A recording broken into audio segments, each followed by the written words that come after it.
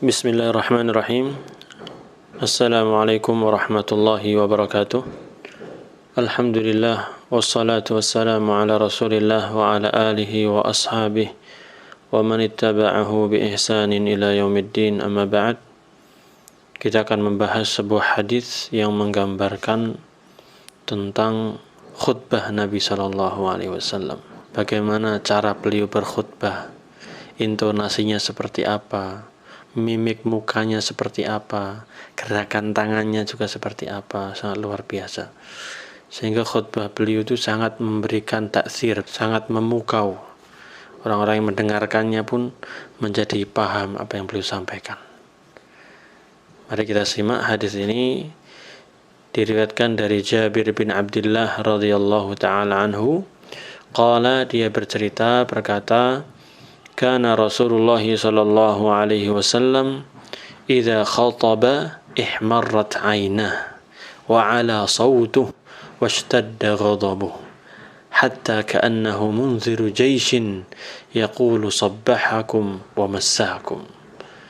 Rasulullah sallallahu alaihi wasallam itu apabila beliau berkhutbah maka ihmarrat 'ainah, kedua matanya memerah, wa ala sawtuh, suaranya pun tinggi, yakni nadanya tinggi, washtadda ghadabuh, dan nampak beliau sangat marah, hatta ka'annahu munziru jayshin, seolah-olah beliau itu seperti panglima perang yang sedang memperingatkan pasukannya, seolah-olah ada pasukan musuh yang akan menyerang kalian. Dia mengatakan sabbahakum wa massakum, ada musuh kalian yang akan menyerang kalian di pagi dan di sore hari.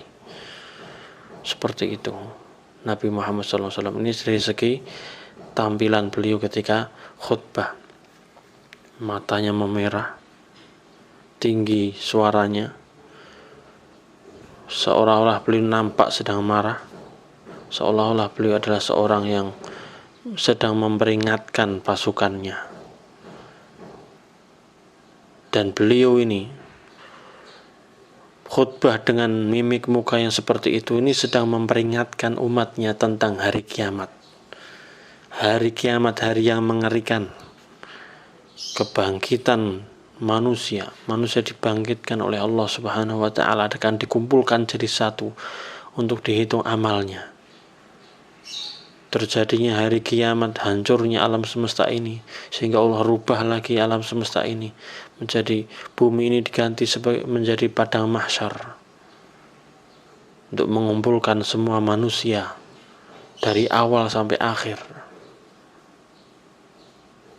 untuk diadakannya hisab, penghitungan amal, mizan, timbangan amal-amal.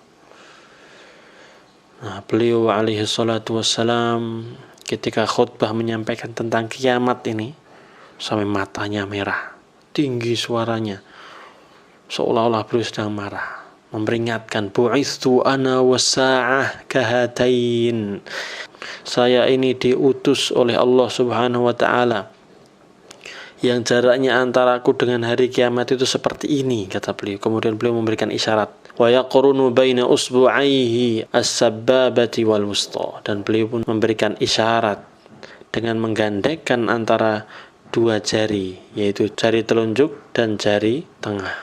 Sangat dekat sekali beliau memberikan isyarat. Ini khutbahnya Rasulullah SAW. Tinggi suaranya, mimik mukanya tepat karena sedang memperingatkan tentang kiamat.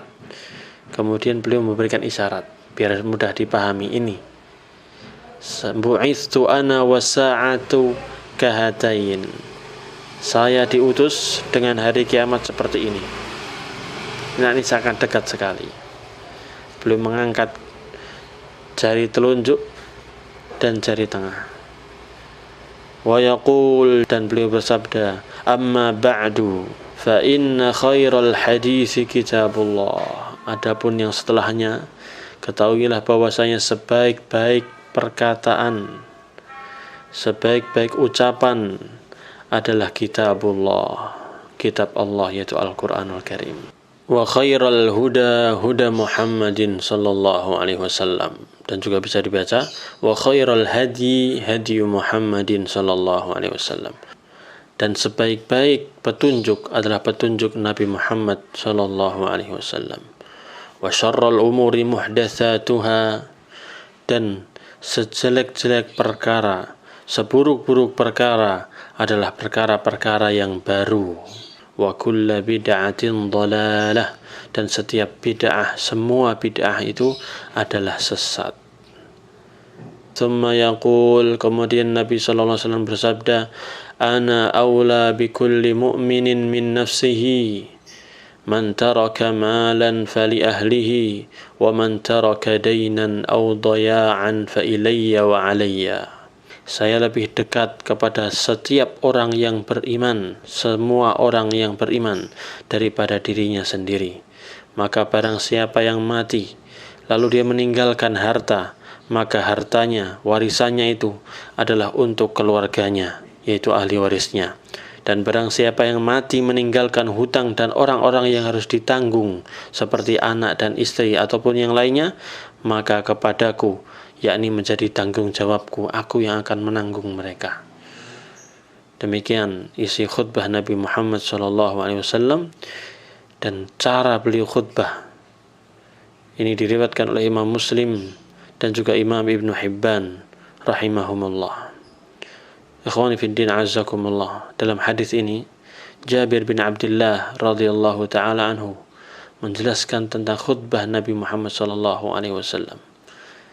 Bagaimana kalau beliau khutbah ini? Salah satunya ini ketika temanya tentang hari kiamat, tentang perkara yang penting. Diceritakan oleh Jabir bin Abdullah radhiyallahu taala anhu bahwa beliau ini kalau khutbah, ihmarrat ainah, matanya memerah, wa ala sautuh, tinggi suaranya, washtadda ghadabuh, dan beliau nampak sedang marah. Yakni beliau ini sedang menyesuaikan dengan tema khutbah yang beliau sampaikan. Apa tema khutbahnya? Maka beliau mimik mukanya seperti yang ditemakan itu. Di sini beliau alaihi salatu wassalam sedang ingin menjelaskan tentang kiamat, sesuatu yang sangat mengerikan, sehingga beliau pun mimik mukanya sangat luar biasa menggambarkan tentang kiamat, sesuatu yang bahaya, mengancam manusia, sehingga Nabi Muhammad SAW pun matanya merah, tinggi suaranya, seakan-akan beliau sedang marah, seperti seorang yang sedang memperingatkan pasukan, yang mengabarkan kepada manusia bahwa saya musuh sedang bersiap-siap menyerang kalian. Seperti ini gambarannya. Masya Allah, Nabi Muhammad SAW ketika berkhutbah menyampaikan sesuatu sesuaikan dengan temanya. Dan beliau pun bersabda, bu'ithu ana wa sa'atu kahatayn. Ini temanya tentang kiamat. Saya ini diutus sangat dekat sekali dengan hari kiamat, seperti ini. Nah, beliau ketika ngomong sambil angkat tangan. Wa yaqarinu baina isbi'aihi as-sabbabati wal wusta. Dan beliau menggandengkan antara jari telunjuk dan jari tengah. Ya, dibuat isyarat gini. Jadi orang semakin paham bahwa sangat dekat sekali ya Nabi Muhammad SAW dengan hari kiamat. Jadi waktu antara hari kiamat dengan diutusnya Nabi Muhammad SAW ini sangat dekat. Oleh karena itu para ulama menjelaskan bahwasanya ini di antara tanda-tanda dekatnya hari kiamat adalah diutusnya Nabi Muhammad SAW. Karena beliau adalah akhirul anbiya. Beliau adalah Nabi yang paling terakhir. Kemudian beliau pun menyampaikan khutbahnya. Beliau di awal khutbah beliau menyampaikan amma ba'du. Adapun setelahnya, setelah menyampaikan muqaddimah, beliau bersabda amma ba'du. Adapun setelahnya. Di riwayat yang lain disebutkan dalam Sahih Muslim ya. Dalam riwayat kanat khutbatun Nabi sallallahu alaihi wasallam yaumal Jum'ah. Khutbah yang diceritakan oleh Jabir bin Abdullah ini terjadi pada hari Jumat. yahmadullaha wa yusni alaihi. Beliau alaihi salatu wassalam memuji Allah dan menyanjung-nyanjungnya. Kemudian beliau mengatakan, baru setelah itu baru beliau mengucapkan amma ba'du. Nah, berkaitan dengan pujian Allah ini apa? Berkaitan dengan beliau yahmadullaha wa asna alaih, beliau memuji Allah dan menyanjungnya itu apa? Nah, ini disebutkan oleh Syekh Alawi As-Saqaf. Beliau menjelaskan bahwasanya maksud dari yahmadullaha wa yusni alaihi, Nabi SAW memuji Allah dan menyanjungnya, yakni beliau menyebutkan tentang khutbatul hajah. Nah, khutbatul hajah itu apa? Khutbatul hajah itu adalah khutbah pembukaan yang diajarkan oleh Nabi Muhammad SAW kepada para sahabatnya, dan Nabi Muhammad SAW sering mengucapkan hal tersebut dalam khutbah beliau. Dan seperti apa khutbah al-hajah, khutbatul hajah itu? Khutbatul hajah itu yang sering kita dengar itu, innal hamdalillah nahmaduhu wa nasta'inuhu wa nastaghfiruh wa na'udzu billahi min shururi anfusina wa min sayyiati a'malina man yahdihillahu fala mudilla lahu wa man yudlil fala hadiya lahu asyhadu an la ilaha illallah wahdahu la syarika lahu wa asyhadu anna muhammadan abduhu wa rasuluh. Dan kemudian membaca 3 ayat tentang takwa itu. Nah, itu namanya khutbatul hajah. Nah, di riwayatnya Imam Muslim disebutkan Nabi SAW sebelum menyampaikan khutbahnya, beliau membuka dengan khutbatul hajah. Yahmadullaha wa yusni alaih. Beliau memuji Allah dan menyanjungnya itu dengan khutbatul hajah itu. Tsumma yaqulu ala isri. Setelah itu baru beliau menyampaikan materi kajiannya, materi khutbahnya. Dan itu dengan mimik muka yang seperti tadi itu. Memerah matanya, tinggi suaranya. Beliau seolah-olah sedang marah. Beliau mengatakan amma ba'du. Adapun setelahnya, fa inna khairal haditsi kitabullah. Sesungguhnya sebaik-baik perkataan adalah kitab Allah, yaitu Al-Quranul Karim. Perkataan yang paling baik sudah. Nggak ada yang lebih baik daripada Al-Quranul Karim. Wa khairal huda huda Muhammadin sallallahu alaihi wasallam. Dan juga bisa dibaca wa khairal hadyu Muhammadin sallallahu alaihi wasallam. Artinya sama. Sebaik-baik petunjuk adalah petunjuknya Nabi Muhammad sallallahu alaihi wasallam. Maka wajib kita ikuti. Wa syarral umuri muhdatsatuha. Dan seburuk-buruk perkara, sejelek-jelek perkara adalah perkara-perkara yang dibuat-buat. Perkara-perkara yang baru dalam agama. Wa kulla bid'atin dhalalah. Dan setiap perkara baru dalam agama itu disebut bid'ah. Itu semua bid'ah itu adalah perkara yang sesat, adalah kesesatan. Maka jangan ikuti bid'ah. Luar biasa. Jadi ini ucapan dari Nabi Muhammad SAW yang bersabda bahwa sebaik-baik perkataan adalah Al-Quran, kitab Allah. Sebaik-baik petunjuk adalah petunjuk Nabi Muhammad SAW. Dan ingatlah, jangan kalian melakukan perbuatan-perbuatan yang baru dalam agama yang gak ada ajarannya dari Nabi Muhammad SAW. Itu adalah syarrul umur, perkara yang paling buruk. Muhdatsatuha adalah perkara-perkara yang dibuat-buat dalam agama ini. Wa kullu bid'atin dhalalah. Dan ketahuilah setiap bid'ah, setiap perkara yang baru dalam agama yang tidak ada dalilnya, tidak ada ajarannya dari Nabi Muhammad SAW adalah perkara yang sesat. Nah, luar biasa hadis ini. Ini sabda Nabi Muhammad sallallahu alaihi wasallam. Ya, dari sini kita lihat bahwasanya yang disampaikan oleh para ulama dan para ustadz-ustadz yang ada itu sudah benar, Masya Allah. Mereka memulai khutbah, memulai ceramah dengan innal hamdalillah nahmaduhu wa nasta'inuhu wa nastaghfiruh wa na'udzu billahi min shururi anfusina wa min sayyiati a'malina man yahdihillahu fala mudilla lahu wa man yudlil fala hadiya lahu asyhadu an la ilaha illallah wa asyhadu anna muhammadan abduhu wa rasuluh. Kemudian membacakan 3 ayat tentang takwa, kemudian membaca amma ba'du fa inna khairal haditsi kitabullah, dalam riwayat lain fa inna asdaqal haditsi kitabullah. وخير الهدي هدي محمد صلى الله عليه وسلم وشر الأمور محدثاتها وكل محدثة بدعة وكل بدعة ضلالة وكل ضلالة في النار. Ini adalah khutbatul hajah yang diajarkan oleh Nabi Muhammad sallallahu alaihi wasallam. Dan maknanya sangat luar biasa kalau kita bahas tadi. Sebaik-baik perkataan adalah kitab Allah. Al-Quran adalah terbaik.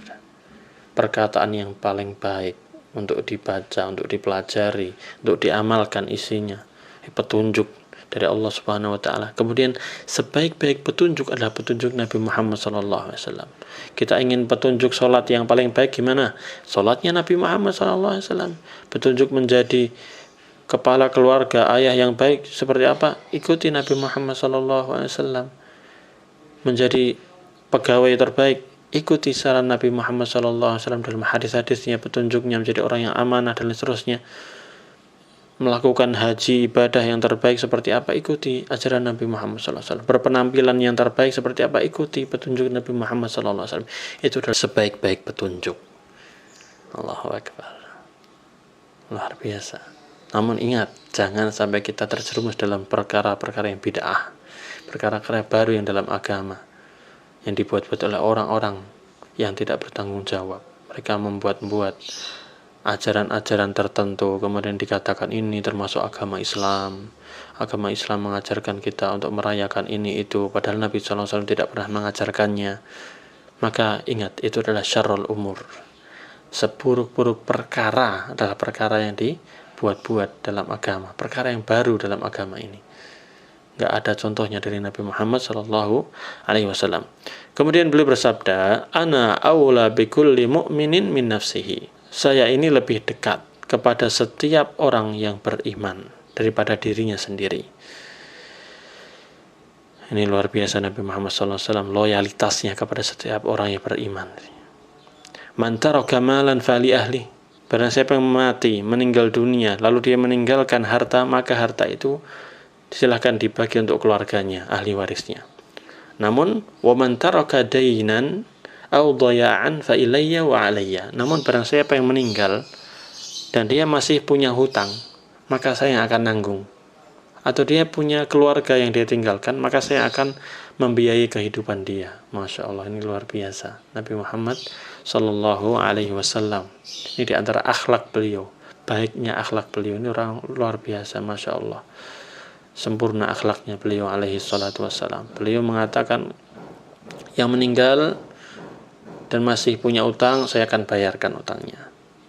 Atau ada keluarga yang butuh dinafkahi, saya akan nafkahi dia. Masya Allah. Menolong janda dan anak yatim. Pahalanya besar sekali, ma'asyiral muslimin rahimani wa rahimakumullah. Baik, poin kita yang berkaitan dengan Al-Quranul Karim, keutamaan Al-Quranul Karim adalah poin di sabda Nabi Muhammad SAW, fa inna khairal hadithi kitabullah. Sesungguhnya perkataan yang paling baik adalah kitab Allah, yaitu Al-Quranul Karim. Nah, dalam riwayat lain, fa inna asdaqal hadithi kitabullah. Sesungguhnya perkataan yang paling benar itu adalah kitab Allah, itu Al-Quranul Karim. Al-Quran itu kitab yang paling benar. Semua beritanya benar, pasti benar, valid. Kisah-kisah tentang nabi-nabi sebelum kita, kabar gembira bagi orang-orang yang beriman, ancaman bagi orang-orang yang bermaksiat, itu semuanya benar. Dan hukum-hukum yang ditetapkan dalam Al-Quranul Karim itu semuanya pasti adil. Allah berfirman, wa tammat kalimatu rabbika sidqan wa adla. Dan telah sempurna kalimat Allah itu pasti benarnya dan pasti adilnya. Benar beritanya sesuai dengan fakta yang ada dan adil dalam hukumnya. Masya Allah. Itulah kelebihan dari Al-Quranul Karim. Semoga Allah Subhanahu wa ta'ala mudahkan kita untuk memperdalam Al-Quranul Karim, mencintai Al-Quranul Karim dan menjadi ahlul Quran. Dalam hadis yang kita bahas ini ada beberapa faedah yang bisa kita ambil. Yang pertama, keistimewaan khutbah Rasulullah SAW, dan beliau ini sangat menjiwai khutbahnya. dan bersungguh-sungguh di dalam khutbah sehingga memberikan manfaat yang besar kepada jamaah. Nah, ini perlu kita perhatikan. Kalau khutbah itu yang semangat, sesuai dengan temanya, mimik mukanya dipaskan, ya, gerakan tubuhnya, intonasinya, ya, harus semangat kalau khutbah itu. Namun sangat disayangkan di zaman sekarang sebagian khotib berkhutbah dengan tanpa kesan dan pengaruh kepada jamaahnya. Ya, ini khutbah hanya sekedar yang penting naik mimbar, baca bukunya, ya, paham nggak paham silahkan, yang penting hadir. Nah, itu yang jadi masalah. Khutbah itu 1 kali seminggu, 1 kali 1 pekan harus dimanfaatkan dengan baik. Di situ banyak orang-orang awam yang belum paham tentang Islam, belum paham tentang agama ini dengan detail. Ajarkan mereka. Materinya harus yang berbobot, jangan cerita kemana-mana, jangan malah bahas ini itu yang nggak bermanfaat. Pahamkan mereka, ini kesempatan untuk mengajari kaum muslimin secara umum tentang agama mereka. Apalagi ada sebagian saudara-saudara kita yang sholatnya itu, sholat di masjidnya hanya ketika Jumat saja. Nah, itu kesempatan ngasih nasihat kepada mereka agar mereka taubat kepada Allah, agar mereka semakin bertakwa kepada Allah, tahu makna takwa yang sebenarnya itu loh. Nah, dirinci tentang penjelasan Islam ini.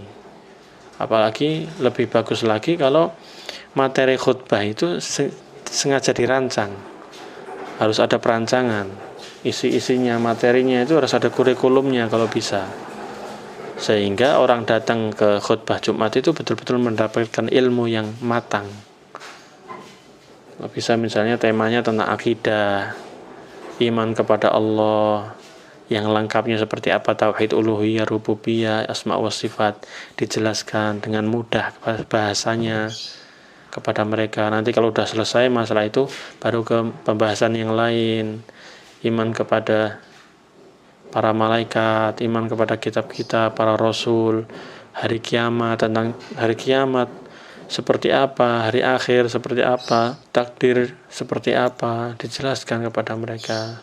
Kewajiban untuk bersyahadat, makna syahadat apa, syahadat asyhadu an la ilaha illallah wa asyhadu anna muhammadar rasulullah, dijelaskan kepada mereka.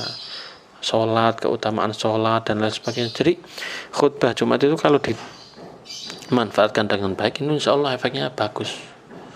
Jangan sampai kita khutbah hanya beli buku khutbah kemudian kita paham nggak paham, yang penting bacain, repot. Atau malah isi khutbah islinya cerita ngalor ngidur kesana kemari yang tidak jelas. Jangan. Mestinya kita sebagai khotib, ya, materinya yang bagus, ya, kemudian intonasinya diperhatikan. Nabi Muhammad SAW seperti ini, beliau luar biasa ketika menjelaskan tentang kiamat. Mimik mukanya betul-betul mengerikan, merah matanya, ya, seolah lagi marah, tinggi suaranya. Jadi menjiwai materi yang dia sampaikan, sehingga memberikan taksir, memberikan efek kepada jamaah, kesan yang luar biasa, meresap pada diri mereka. Mereka paham apa yang beliau sampaikan gitu. Nah, ini adab-adab seperti ini, cara berkhutbah seperti ini harusnya dipelajari oleh setiap orang-orang yang mau khutbah, ustadz-ustadz, kiai, pak haji ataupun yang lainnya. Yang kedua, urgensi mengingatkan tentang hari kiamat di dalam khutbah Jumat, sehingga setiap orang menyiapkan bekal untuk menghadapinya. Ini penting. Nabi Muhammad SAW tadi bersabda tadi, bu'istu ana was-sa'ah kahatain, saya ini dibangkitkan, jaraknya antara saya dan hari kiamat itu seperti ini. Nah, perhatikan Nabi Muhammad SAW juga ketika bilang kahatain seperti ini, beliau angkat tangannya. Jadi ucapan dan gerakan itu dipaskan. Nah, ini cara khutbah. Ya, ini urgensi mengingatkan tentang hari kiamat. Ya, bila orang itu sadar di dunia itu nggak lama, ntar lagi ada kiamat. Sehingga seseorang akan menyiapkan bekal untuk menghadapinya. Ya, nanti akan dibangkitkan oleh Allah Subhanahu wa taala, dimintai pertanggungjawaban oleh Allah Subhanahu wa taala, sehingga kita menyiapkan bekal, meningkatkan ketakwaan. Yang ketiga, hari kiamat itu dekat. Sebab pasti akan datang, pasti akan terjadi, dan tidak ada nabi lagi setelah Nabi Muhammad SAW ya yang datang nanti. Sehingga jarak antara Nabi Muhammad SAW dengan hari kiamat itu sangat dekat. Yang keempat, memberikan isyarat dengan tangan di dalam khutbah untuk menarik perhatian, ya tadi itu. Yang kelima, perkataan yang paling baik adalah kitab Allah, yaitu Al-Quranul Karim. Sehingga kita harus meyakininya dan berusaha membacanya, menghafalkannya, mempelajarinya, dan mengamalkannya. Ya. Dan hendaknya kita mengajarkan juga kepada orang lain kalau kita sudah memiliki ilmu. Dan hendaknya kita merasa cukup dengannya. Cukuplah dengan Al-Quran, cukuplah dengan hadis Nabi SAW sebagai petunjuk, sebagai pedoman hidup. Yang keenam, petunjuk yang paling baik adalah petunjuk Rasulullah, petunjuk Nabi Muhammad SAW. Sehingga kita harus berusaha mengikuti sunnahnya, ajarannya, petunjuknya, dan hendaknya kita ridho, menerima, senang dengan sunnah Nabi Muhammad SAW.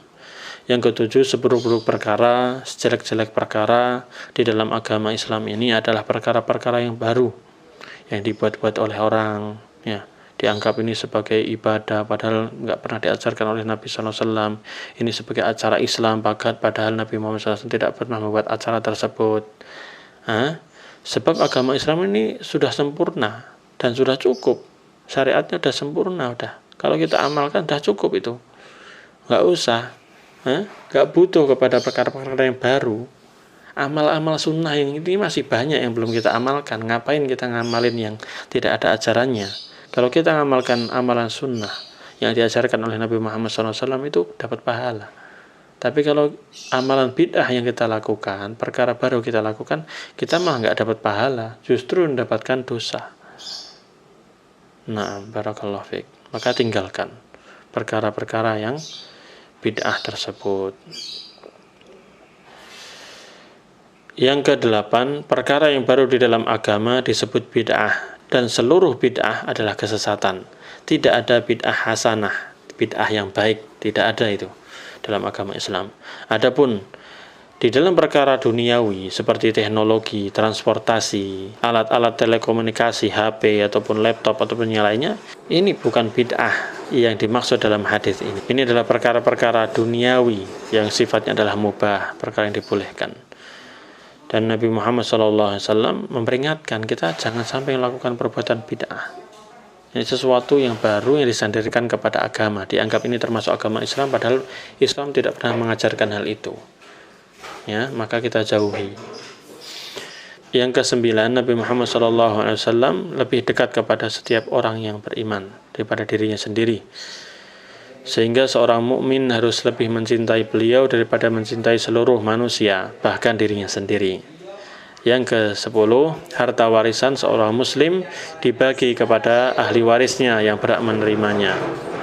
Ya, kalau suami meninggal, ada istri, mana istri mendapatkan warisannya. Punya anak-anak mendapatkan warisannya, gitu. Nah, seperti itu. Ya, hukum warisan ada pembahasan tersendiri. Yang ke-11, kasih sayang Nabi Muhammad SAW kepada umatnya. Sehingga seorang muslim yang meninggal dalam keadaan hutang dan tidak meninggalkan harta warisan untuk membayarnya, maka beliau pun menanggungnya. Beliau yang bayar hutang tersebut. Termasuk beliau SAW juga menanggung hidup anak-anak dan istri dari orang yang meninggal tersebut. Setelah Nabi Muhammad SAW wafat, maka hal itu menjadi tanggungan pemimpin kaum muslimin, yaitu pemerintah yang akan menanggung mereka. Wallahu ta'ala a'lam. Inilah sedikit penjelasan tentang hadis yang agung ini. Semoga Allah Subhanahu wa taala selalu memudahkan kita untuk melaksanakan ketaatan dan menjauhi maksiat, dan selalu membimbing kita di jalan kebenaran menuju surganya yang penuh kebaikan. Amin ya rabbal alamin. Subhanakallahumma bihamdika asyhadu an la ilaha illa anta astaghfiruka wa atubu ilaik.